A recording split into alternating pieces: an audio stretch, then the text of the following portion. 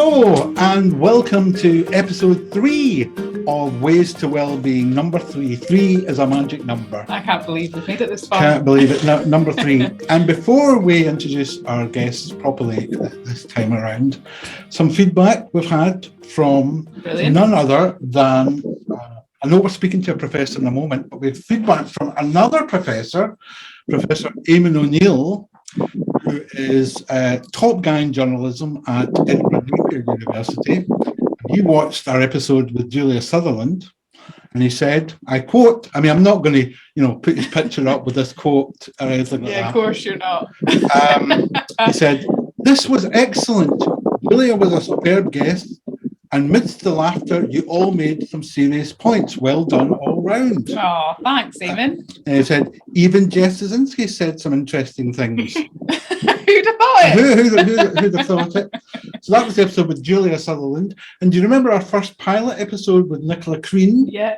Well, she's just been in touch to say she's now got a modelling contract in New York. Oh, wow. So, I mean, that's confidence for you, Yeah. isn't it? Wow. And did you know, I know you're not going to believe this, but I also signed a modelling contract this week. I don't believe that, no. It's absolutely true. I'm not telling a lie. I had to sign a form, and it was a modelling contract because I had to pose for pictures for an exhibition that Pass for All are running called Humans of the Walk.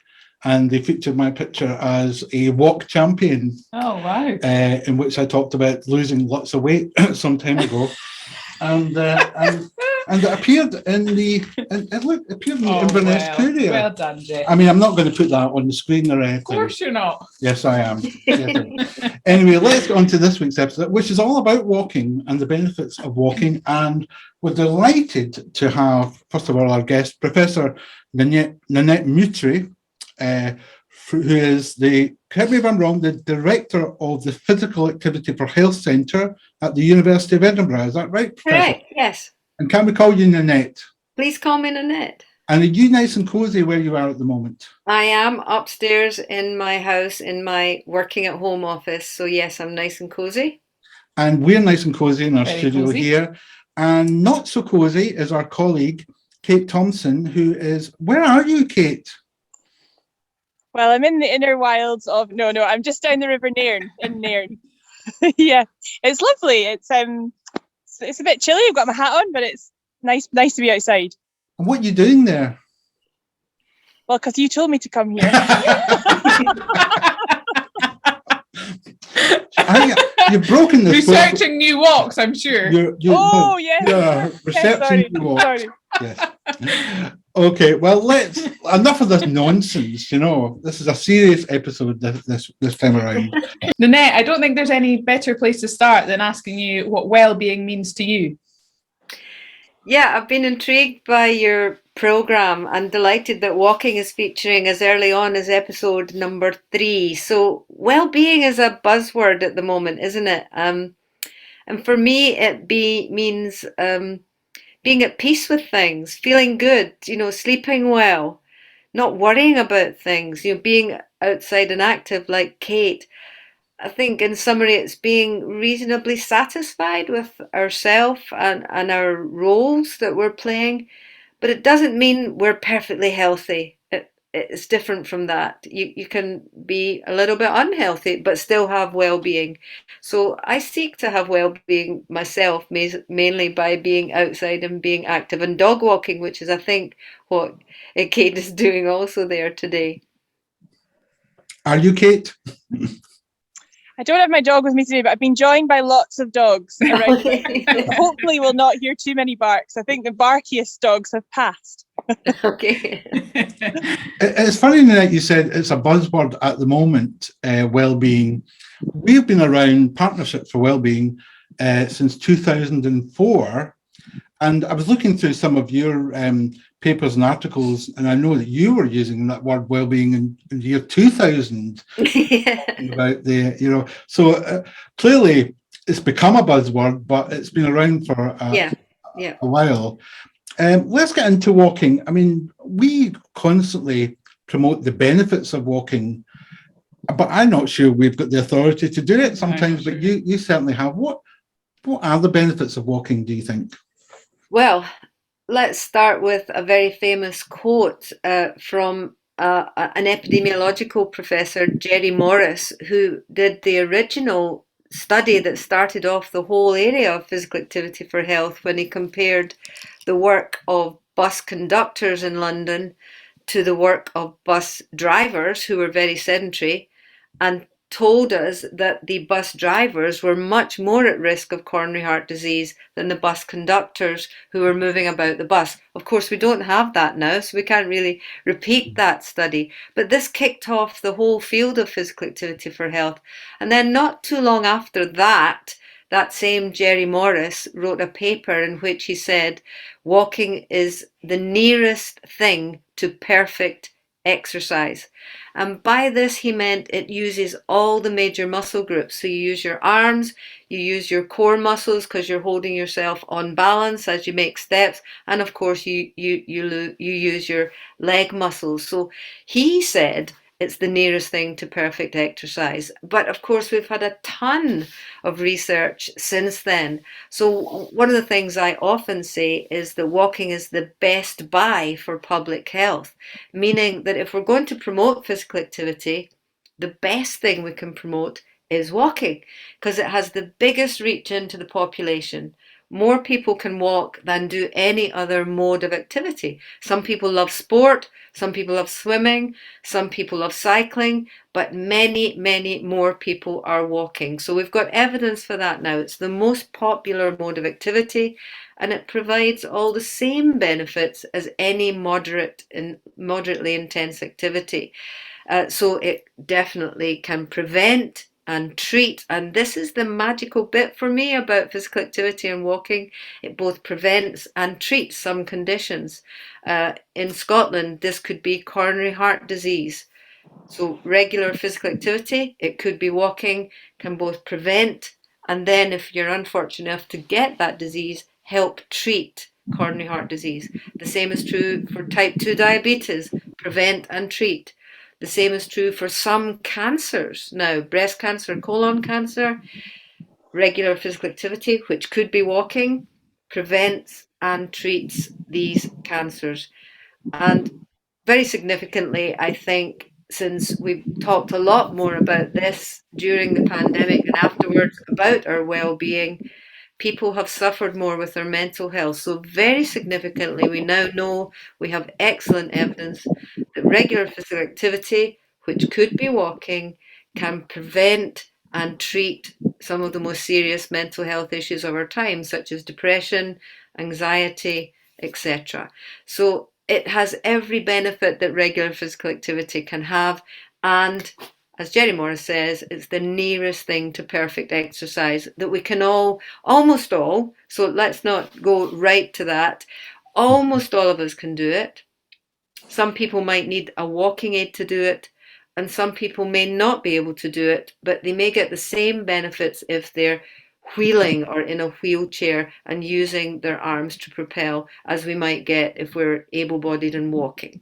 So it's almost universal, no skill needed, no equipment needed, no facility needed, and there it is on our doorstep, because in Scotland we've got places like Kate is in Nairn.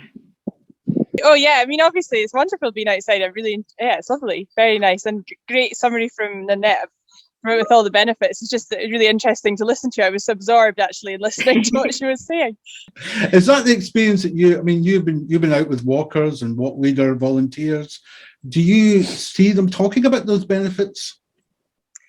Yeah, definitely. I think for us, I think that all the benefits that Nanette described you can gain from walking by yourself, but there's a sort of added benefit from walking as part of a group. You get that social connection, which we know is really important for people's mental health and well-being. So what we hear a lot from our walkers and our walk leaders is the enjoyment of that social interaction, and the weekly walk being something that they can sort of do and become part of their routine, and helps them to maybe grow and expand their walking into other aspects of their life as well. Yeah. Nanette, you were saying how it's, almost all of us can do it. I was just thinking in terms, we've all got different abilities, and I was thinking if you had any thoughts on whether pace was that important to the benefits of walking, and whether you need to be at a more sort of fast paced, or could you still get those benefits if you were going a bit slower?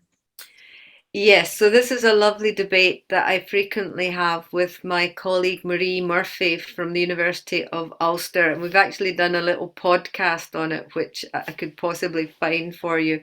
But Marie comes from the background of physiology, and pace is important if you want to get fitter and get quicker results. And it's probably important if you're trying to prevent certain kinds of diseases.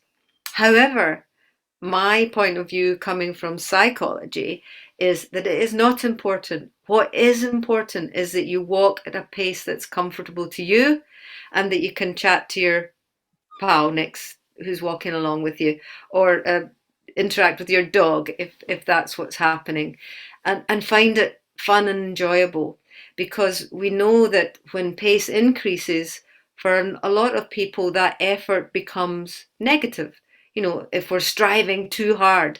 And at one point I remember working with early doors, Paths for All, and they were saying we have to say to people, you have to walk as if you're late for a meeting. I'm going, no, don't do that, because when we're late for a meeting, we go running or walking as fast as we can, we're out of breath, and we sit down, and we don't want to do that again. So we want to walk at a pace that makes us feel comfortable, leaves us with that feel-good effect, and that we can chat to people on the way. So we have that constant debate. If we're trying to engage people, help them change behaviour, then I don't believe pace is important in the beginning. If people get active, join the walking group, they will automatically up their pace because their fitness will be improving, and a higher pace will become the comfortable one for them. But I never want to push people to that higher pace just because that they might think no pain, no gain. We want to get rid of that. And they might push themselves to a point where, well, that stops being fun. So I'm on the side of pace is not important. What is important is enjoying the behaviour and keeping it going for the rest of your life. Yeah, I think I agree with that, Nanette. And I also, when you were talking, it makes me think about the growing body of evidence around the connection with nature and the kind of mindfulness benefits of being outside. And if you're walking at your own pace, you're maybe perhaps better able to absorb what's going around you rather than focusing too much on going fast.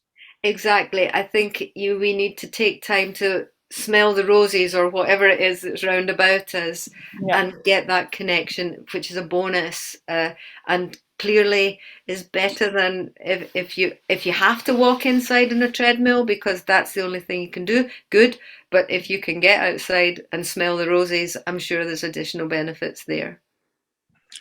Nanette, when I was reading one of your articles, there seemed to be a debate about whether, when people say they feel better about themselves when they take up walking, the debate was, I think, are those people who are already feeling better about themselves the people who go walking, or does walking make people feel better about themselves?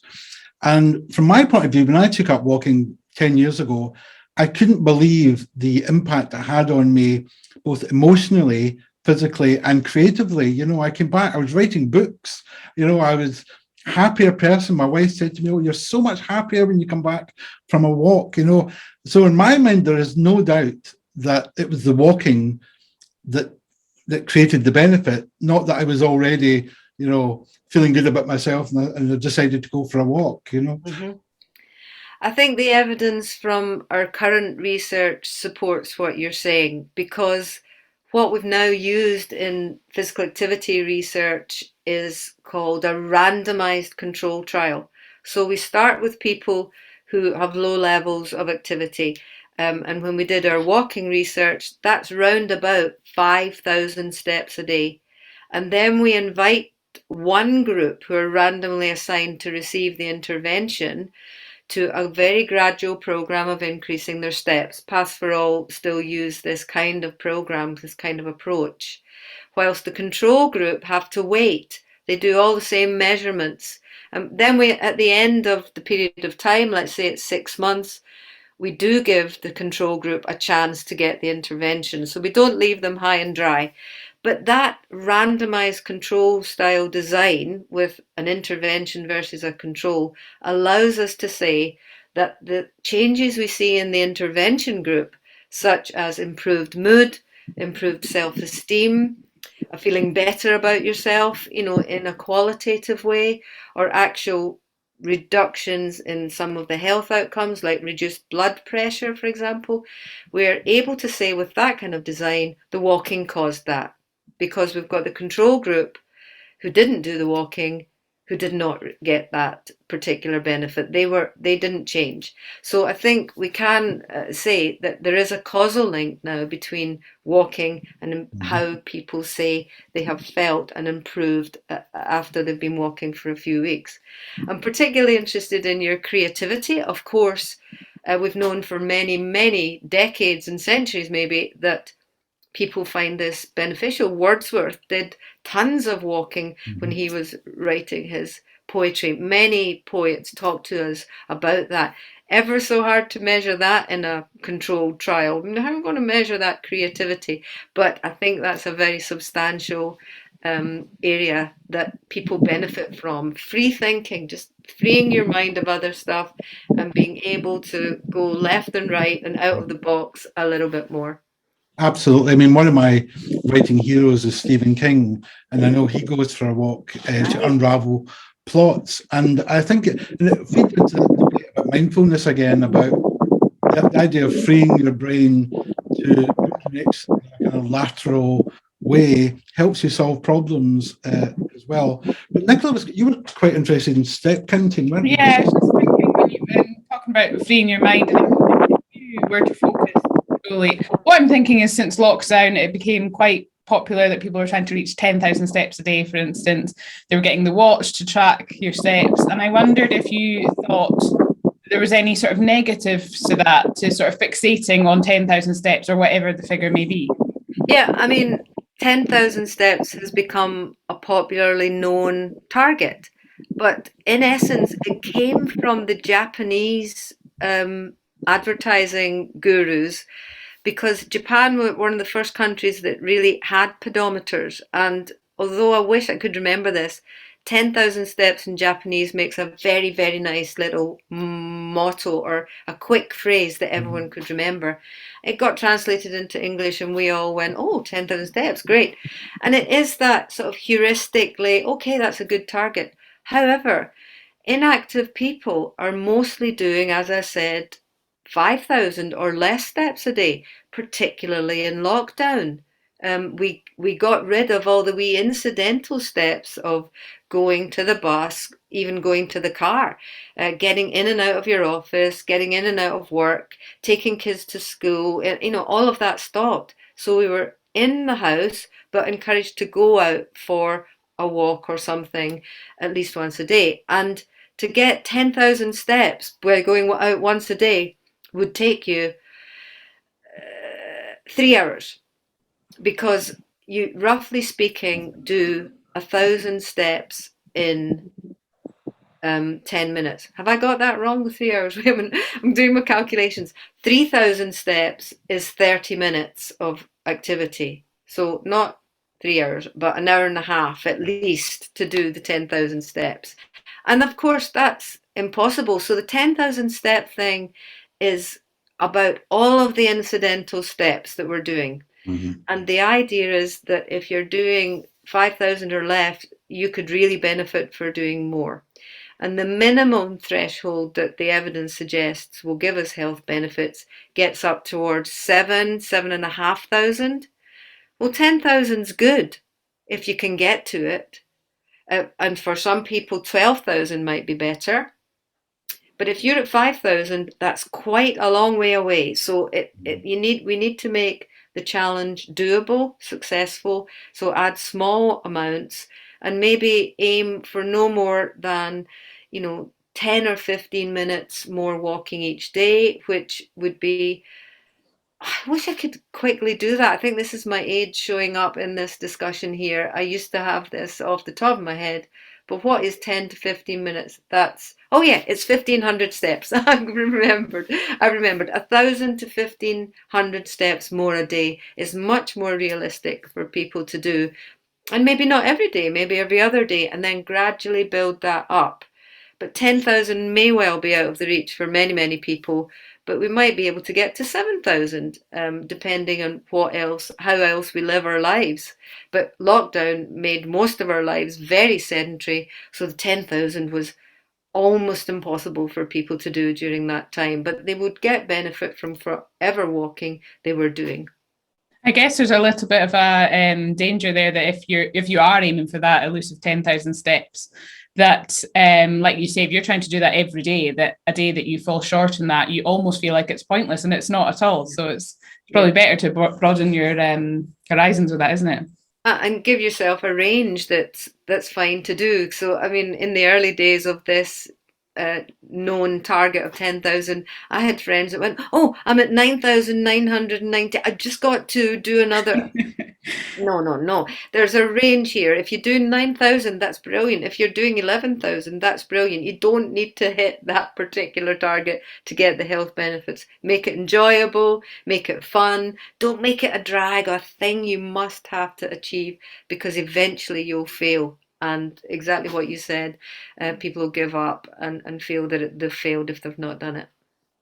Kate, the walks that you lead or you manage around the kind of Inverness area, the Inner Murray Firth, how long are they? Do you measure it in steps, or just how nice the walk is? Yeah, we don't measure in steps. So we talk about a health walk as being anything up to 1 hour. And so we sort of do it in time. And I guess that equates to around about 3 kilometres, something like that. I'm just thinking to some of the routes I can think of. And that's kind of how we measure it. But like Nanette says, we give that message of some is good, more is better. And so it's all about starting where you can, and all of our groups try to accommodate people who are coming with maybe lower levels than they'd like to have, or lower levels of walking than they're capable of having. So there's a route in, so you can start with what you can achieve manageably, and then build your way up to walking a bit further and perhaps a bit faster if that's what you're aiming for. Great. Okay, Kate, well, we'll let you go at the moment because you're making me feel cold just watching you. Go get yourself a cup of tea. I'm going to go get myself a wee cup of tea. Yeah, that's hot chocolate, at least.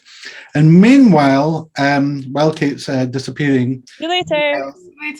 Bye. Meanwhile, it's time for Nicola to put our professor through our paces a wee bit. So. I'm going to grill you with these questions. So this is our Ways to Wellbeing quiz. So if you could give us some examples of this in the past week, that would be brilliant. So an example of a time that you've connected with other people. Oh, out dog walking. It's the main way to meet my neighbours. Yep, that would be it. Yeah. But wait. Okay. What does that connection involve? Just saying hello, or no, we stop and discuss issues in our lives, or with our dogs, or with the park area, or the weather.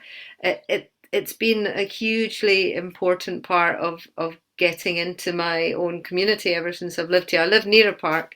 I have 3 dogs, so that's a frequent part of meeting my dog owning neighbours at the very least. Okay, that's fair enough.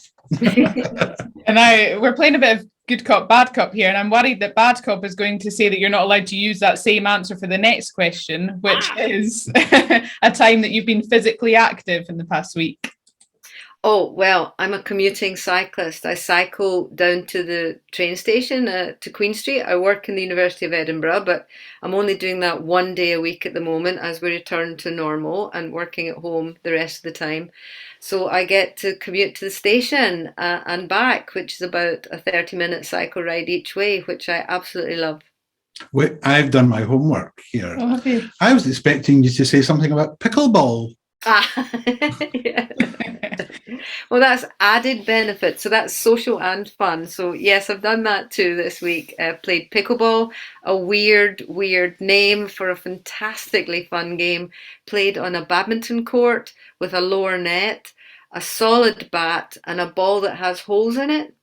So it's all the skills of almost any racket sport, table tennis, squash, badminton, tennis itself, but confined to a small area with a ball that's not moving quite as fast or as hard as a tennis ball, for example. So it can be hugely skillful, and people of different ages and abilities can all play together. So it's kind of new to Scotland. I'm part of the Pickleball Scotland organisation where we're trying to grow the game.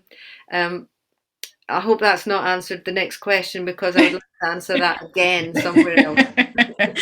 Some people may never have heard of pickleball. I've never heard of but pickleball. they've heard it. Yeah, so first. look up pickleballscotland.org and you will see some of the materials that we've got. We've done some, we're developing it all over Scotland. Oh, wow. I'm definitely going to check that out. No, and the third one is whether you've learned a new skill in the past week. It'll have to be something technological, yeah. So I keep having to learn IT related skills, and I really don't want to, but I've had to learn them because of the needs for teaching and so on. So this week it has probably been being able to deliver what is called a hybrid lecture to my students. So I've got the majority of them in front of me and I'm speaking to them. Yeah. And I've got another set of them on the Teams meeting on the computer. And somehow I've got to be able to have the skill of engaging the people in front of me and not ignoring the people that are on the Teams meeting. And to do these two things together with a microphone, have your slides projected, is a skill I never wanted to know, but I've had to learn it. Fair enough. Very good. Have you given to others in the past week? Have you been kind? I hope so. Let me just get up with an example of that, though. Have I been kind? Yes, I bought my workmate neighbour, my office neighbour at work, hot cross buns. She loves them, and she was looking very lonely in her office. You know, this is the way of working at the moment. Not everyone's there. And it was lunchtime, and I went out for my lunch and I brought her back hot cross buns, and it put a smile on her face. Oh, love it. If you want to do that, Jeff, for me, anytime. You're the baker. Nicola makes her own hot cross I buns. do. Oh. I'd quite like to be brought some in anyway. And what about paying attention in the present moment? Have you been doing that in the past week? This is the mindfulness kind of question. I think I do that quite a lot. Weirdly, the computer process makes you pay attention to that. I mean, I know that sometimes my students are actually pretending to take notes, but they're actually discussing something out. So I don't really mean that, but actually paying attention like I'm doing. I'm having to look at you right now. I'm sure a lot of that on these Zoom screens is not good for our well-being. We need to take breaks from that. But this process makes me 100% engaged with what's going on. I can't be doing something else at the same time. So weirdly, again, it's a technology answer that when I'm engaged, when I'm asked to engage with this, I've got 100% of it going on. I'm not as able as my students are to do 5 other things at the same time. Well, now we have to find out, how have you scored? You've done amazing. I would give you 5 out of 5, I think. Yeah, she's a soft touch. I am. Well, you may well be wondering what your prize is. Brace yourself. Brace yourself. Everyone who passes our 5 steps to wellbeing test gets one of our beautiful soft toy puffins. I'm sure, I love that. Sure you will treasure it, you know. There it is, waving at you there as we go. I love that. I'm afraid that my dogs might tear it to bits, so I'll have to treasure that. We should maybe get dog friendly. Yeah, maybe, yes. Nanette, thank you very much for being such a terrific guest. We've learned so much. And just to say to anyone watching, if you want to know more about walking or the group walks that we run at Partnerships for Wellbeing, then go to our website at p4w.org.uk. If you want to send us some feedback, like we had from Eamon O'Neill, you can send it to Jeff at p4w.org.uk or Nicola at p4w.org.uk. And if you go on the website, you can see our Well Street blog as well. And do you know who actually liked our blog last week? Who? We mentioned cooking. Nigella Lawson. No way. Nigella, yeah. Liked our blog, yes. Yeah. No, I'm not going to put our picture up and a big thumbs up or anything like that. Of course not. Yes, I am. So we've got famous people coming all the time, but none more interesting than yourself, Nanette. So once again, thank you very much, and thank you everyone who's watching. Thank you so Bye much. for now. I've loved it. Thank you for inviting me. Best of luck with this series 4, 5, 6, and 7 ongoing. You're very optimistic, but yes, we hope to keep going. Thanks very much. Bye-bye. Bye-bye. Bye-bye. Bye.